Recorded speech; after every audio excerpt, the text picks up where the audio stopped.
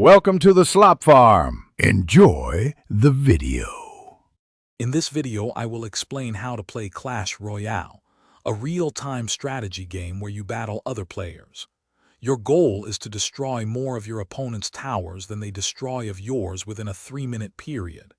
You select 8 cards to form your battle deck, each representing a troop, spell, or building. Mastering your starting deck is essential for early victories and understanding the game's core mechanics.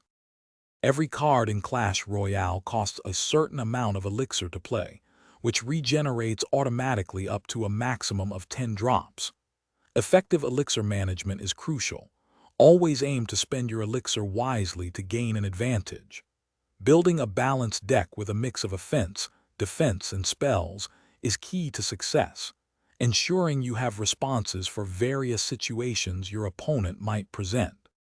Understanding troop placement is vital for successful attacks and defenses. Placing slower, high-health troops behind your main arena towers allows them to build up support before crossing the bridge. Similarly, deploying defensive troops near your towers can draw enemy units into their attack range, helping you manage oncoming pushes effectively and protect your valuable structures from damage. Learning to counter specific enemy cards is a fundamental skill in Clash Royale.